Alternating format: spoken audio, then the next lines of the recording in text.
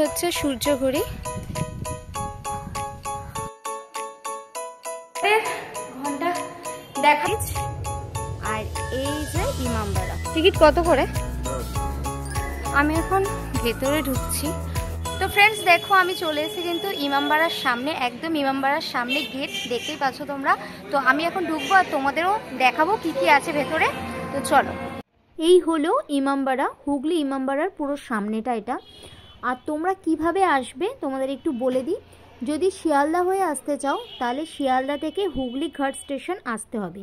হুগলি ঘাট স্টেশন থেকে তোমরা কিন্তু পায়ে হেঁটে বা যদি টোটো অটো করে আসতে চাও 10 টাকা ভাড়া নেবে, তো ওইভাবে কিন্তু তোমরা চলে আসতে পারো। আর না হলে ব্যান্ডেল হয়ে আসতে চাইলে ব্যান্ডেলে তোমরা ব্যান্ডেল স্টেশন নেমে ওখান থেকেও কিন্তু পেয়ে যাবে টোটো বা অটো, ইমামবাড়া চলে আসা যাবে ওখান থেকে। তো ইমামবাড়ার গেটের ভিতর দিয়ে আমি প্রবেশ করছি।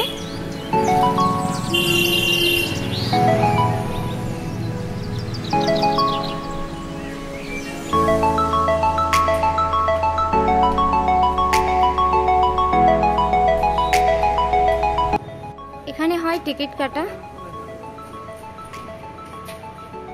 টিকিট কত করে? 10 টাকা।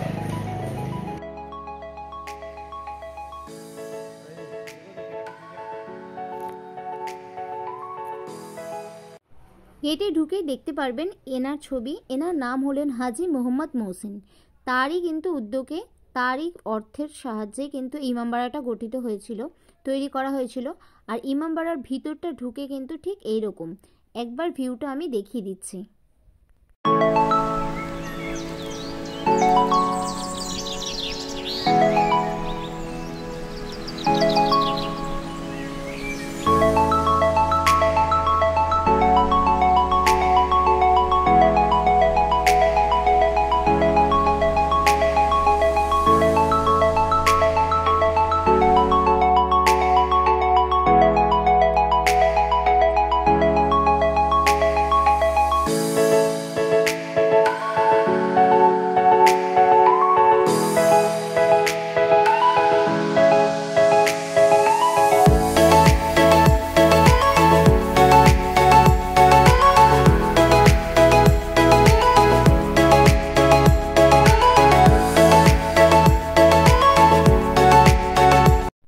সামনে একটা পর্দা ঘেরা কক্ষ আছে, ওটার মধ্যে প্রবেশ করব। আমি এখন ভেতরে ঢুকছি আর ভেতরে ঢুকেই দেখাবো কি আছে।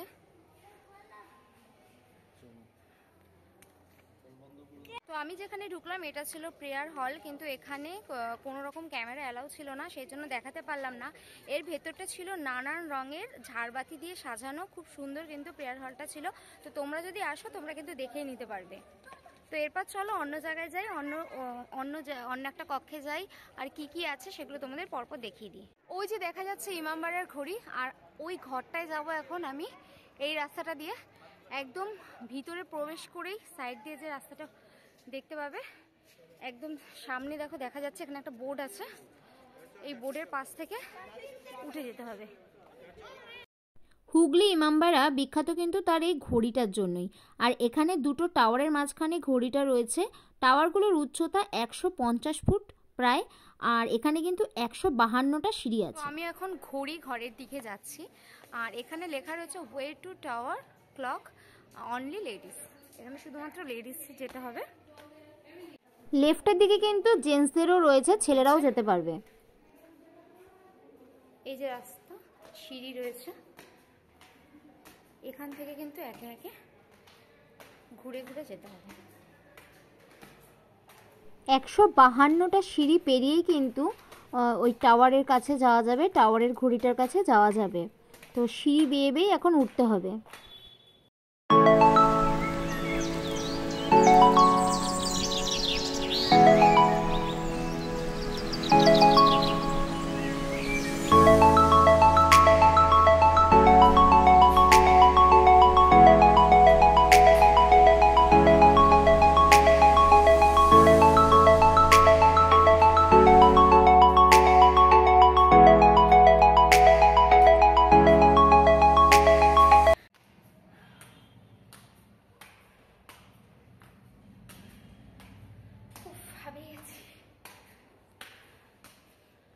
ঢুকতেই দেখতে পারবে মেশিন ঘর।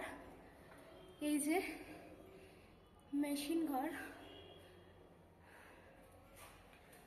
এই হলো ঘন্টা ঘর। এখানে ঘন্টাগুলো রাখা রয়েছে। এই যে এখানে কিন্তু সময় অনুসারে ঢং ঢং করে ঘন্টা বাজে।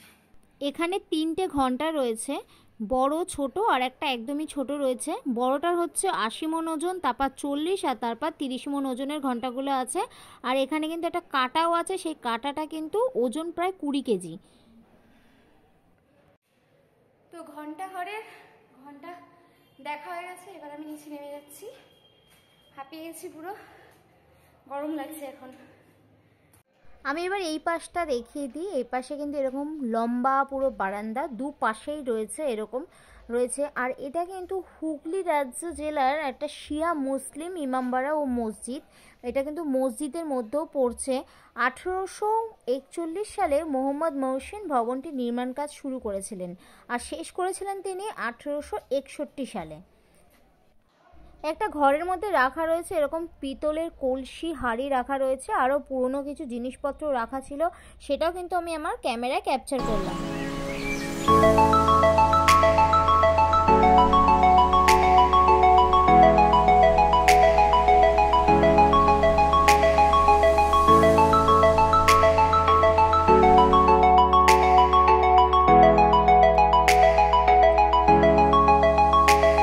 শীতকালে সকালবেলার এই রোদটা ইমামবাড়ার একদম উঠোনে ঝলমল করছে। ইমামবাড়াটা কিন্তু পুরো এই রোদের জন্য চকচক করে উঠেছে।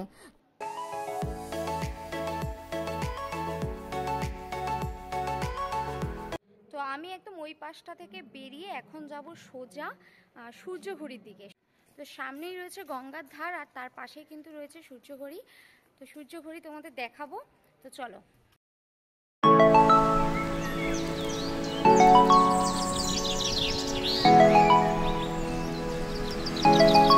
তো এই হচ্ছে সূর্যঘড়ি।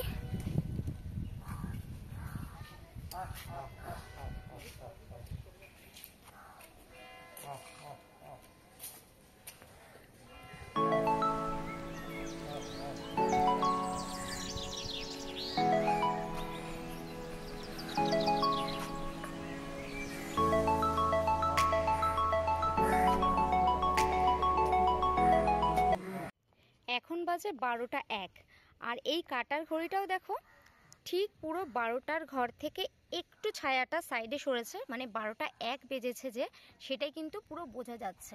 এই কাটাটা দেখো একদম সমান সমানভাবে রয়েছে।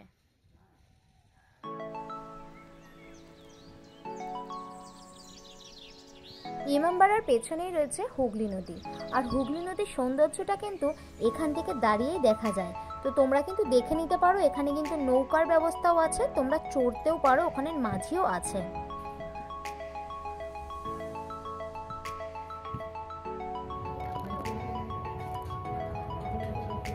তো ইমামবাড়া ঘুরতে ঘুরতে একটু গঙ্গার পাড়েও কিন্তু এখানে এসে হাওয়া খেতে পারেন আপনারা। তো আর সামনে থেকে দেখতে পারবেন একদম জুবলি ব্রিজটা একদম সামনে থেকে দেখা যাচ্ছে। ওই যে হচ্ছে জুবলি ব্রিজ, আর এই যে ইমামবাড়া। তো ইমামবাড়া সম্পর্কিত সবকিছু তথ্য কিন্তু তোমাদের দিলাম। আর ভিডিওটা যদি তোমাদের ভালো লেগে থাকে তাহলে আমার চ্যানেলটিকে অবশ্যই সাবস্ক্রাইব করে দিও, আমার পাশে থেকে সাপোর্ট করো। তো আজকের মতো টাটা, দেখা হবে অন্য কোনো একটা ব্লগে অন্য কোনো জায়গায়।